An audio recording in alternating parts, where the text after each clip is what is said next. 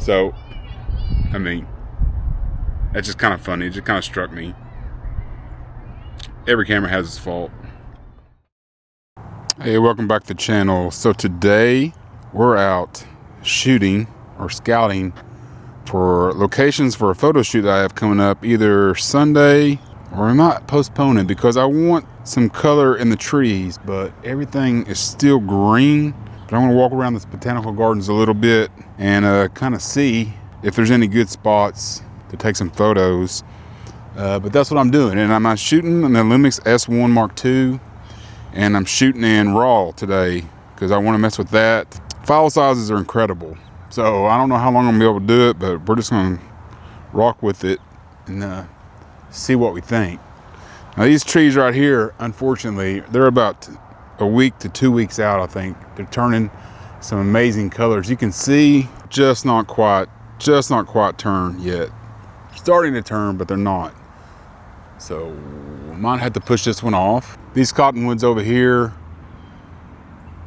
again, I think they're about a week out. These will turn before these oak trees over here. These will turn colors before the oak trees that I just showed you, but they're just not quite there yet. They're just a little bit too far out, I think.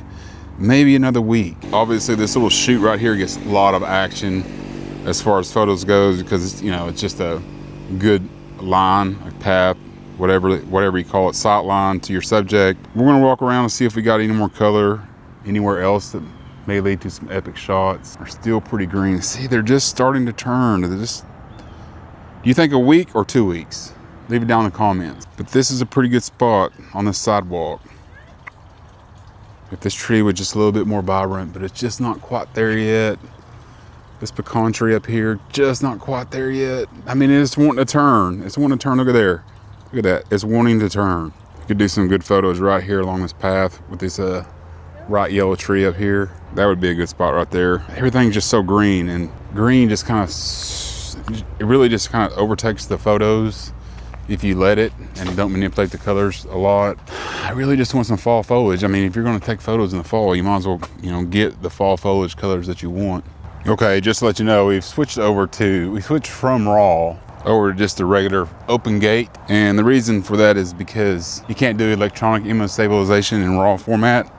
I didn't know that. Regular, whatever it is, 6K open gate, which is supposed to be all the rage. And we're gonna see what we think. See all these trees out here? If we just had a little bit more color, we'd be golden. But right now we just don't. We're in high stabilization using a top handle, which I can tell I can never keep my camera straight no matter what situation is in. I think right now we are in the middle of maybe the worst time to shoot fall photos, because everything is in between green and the fall colors.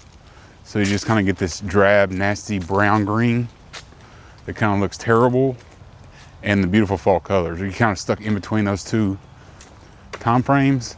So you're just not getting anything that looks good. Everything just kind of looks bland. I think 2 weeks. I think we're 2 weeks out. If you time it just right, you can get some stunning photos. But the problem is like if you wait too long, you have a lot of schedules and stuff to work in between. So if we push it off too long, then you run into, is it gonna be rainy? Is it gonna be cold? Is it gonna be this? Is it gonna be that?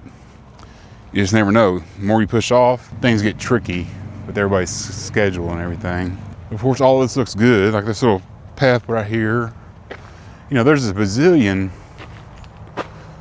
awesome places to take photos. It's just that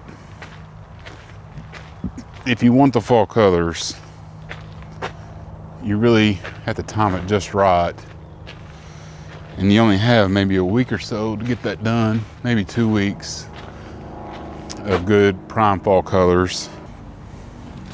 Japanese maple, just not quite there yet.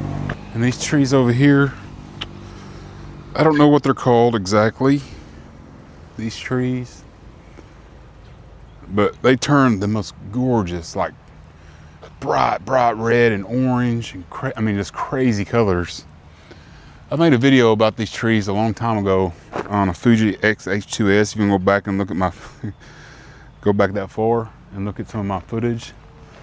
But those trees turn just a crazy color. These are the kind of colors I'm talking about right here. I mean, they just turn like fire red and like super bright orange and yellow and all kinds of crazy. I mean, these trees in the fall are stunning. And it's just about there. Maybe 2 weeks and this whole area right here will just be alive, man. This will be alive with like vibrant colors. We're gonna shoot with some of this with raw and see what we think. Okay, now we're in raw. What do we think? Is there any difference in the image quality? Can't hold my camera still, that's for sure.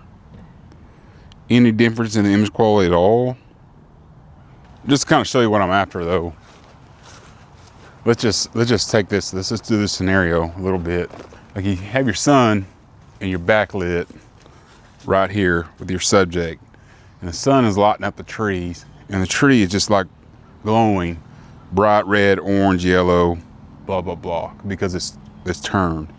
You know, and you have your subject right in here somewhere, and maybe more like over here, just kind of. Now, most of that stuff I can remove in Lightroom that you see in the background, except for the big barns and buildings and everything. But you put your subject right in there, and you have them backlit, and then the trees are glowing bright red, orange, green, yellow, all that stuff. You get a little bit of a fill flash with them, and boom, you have a majestic photo.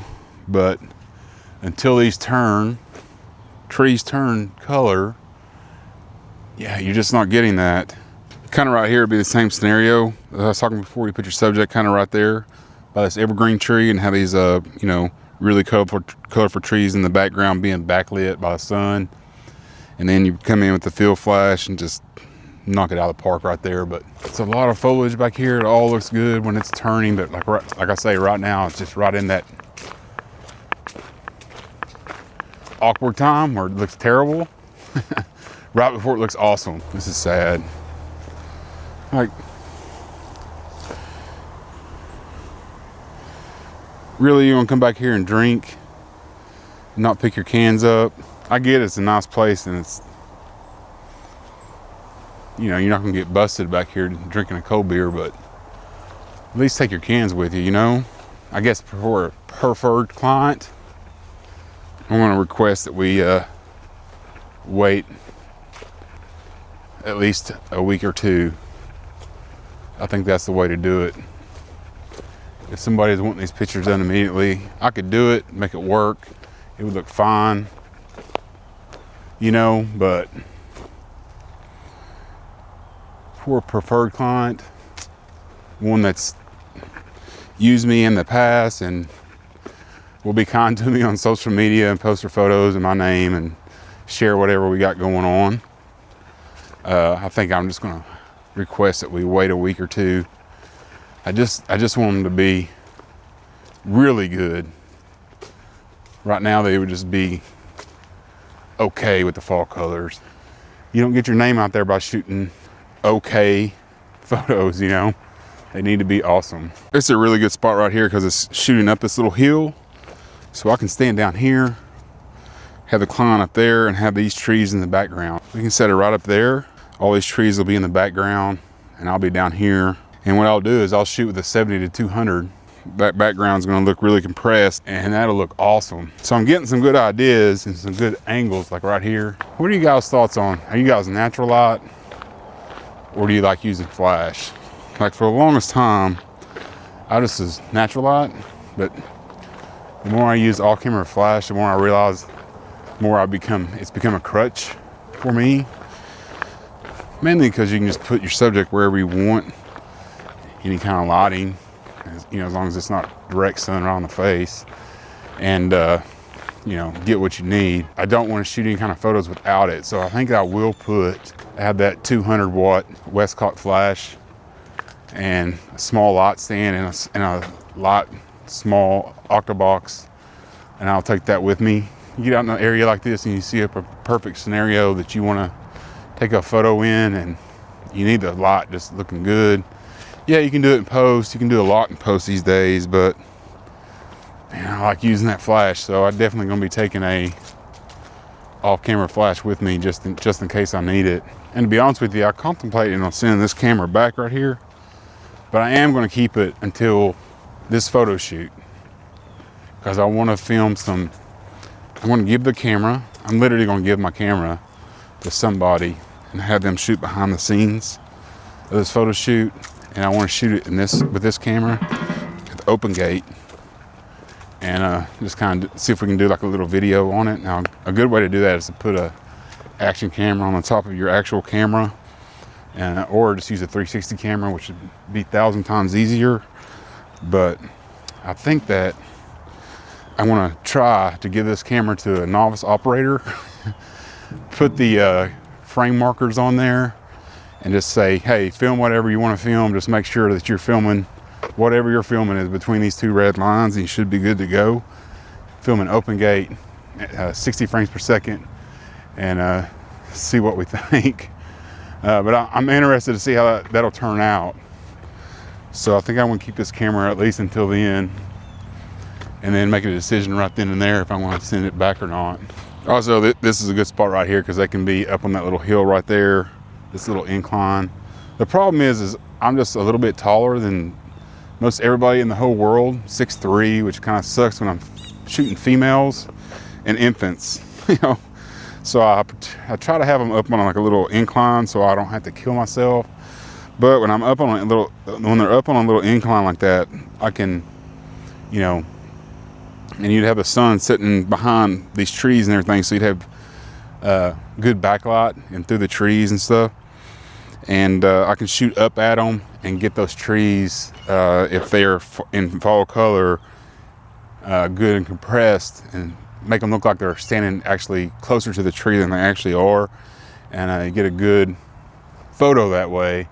But again, the trees just aren't quite there yet, but this is a good spot. And then again, that's why I'd have that off-camera flash with me, because when you have a nice backlight, you know, like you want, that's how you want it. I always like to do a little fill flash in there if possible. Like I say, you can do it in post, you can bring up the shadows and stuff in post, and that all works pretty good and balance it out pretty good that way. But if you have that off-camera flash, it just gives you a lot more options while you're actually taking the photos. So I think we're about 2 weeks out, really, at least a week. I might come back on the middle week and check it out to see if anything's changed at all, but I think we're at least, we're supposed to do them this coming Sunday, and today's Monday. I think we need to wait a whole another week, and by that time it should be pretty prime, but right now it's just not quite there yet. So if you enjoyed the video, make sure you subscribe. If you have any questions or comments, make sure you drop them down in the comment section below. Try to make them nice though, because I am kind of a noob. What do you think of the LUMIX camera? How'd it do today? Is the RAW any good? Is it any different? Can you tell any difference at all in the RAW? The file sizes are absolutely massive. Thanks for watching, and we will see you on the next one. Let me show you something pretty funny that I just realized about the S1ll here. When the Sony FX2 came out, I was watching a review done by Kofi Yaboa. I don't know if you guys know him or not, but he did an excellent review of the FX2, I thought. But one of the things was he was dragging the FX2 because the viewfinder on it, if you're trying to use the viewfinder, he kept hitting his head on the top handle attached. But look at this. Okay, this is the S1ll, viewfinder top handle. So, I mean, that's just kind of funny. It just kind of struck me. Every camera has its fault.